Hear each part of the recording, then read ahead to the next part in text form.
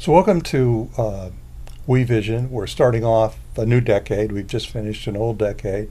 Normally we do a forecast video at this time of the year, but we thought it would be appropriate to kind of start off and review what happened in the last decade and how momentous it really was.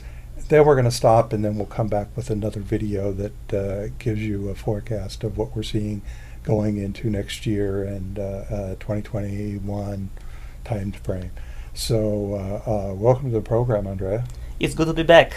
So 2010, it was a very momentous decade, very different.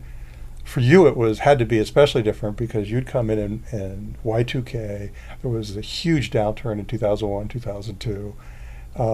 2008 and 9 was another one, the Great Recession. You must have been wondering what the heck you got into by that time. It was the year we turned into the last decade. Yes, I joined the industry actually in 2001, right at the beginning of the, one of the major downturns that we had between 2000 and 2009, and then at the end of that decade we got the financial crisis. So it seemed like that was a norm actually. So then when we moved, and if you look at the industry, right, in from 2000 to 2010,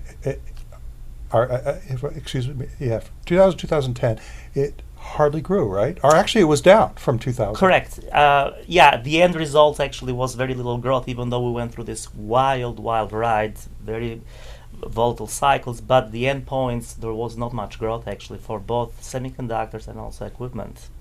And as when I kind of look back at some of the things I've written over the last decade, you go back to 2010 and 2010 through 2015, you see this big battle going on between 450 millimeter and innovation.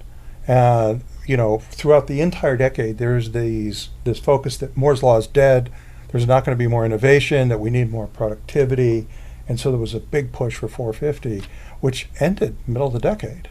Yes, and I think it was around 2014 that whole 450 push was sort of put aside and everybody started focusing more on innovation rather than just pure productivity.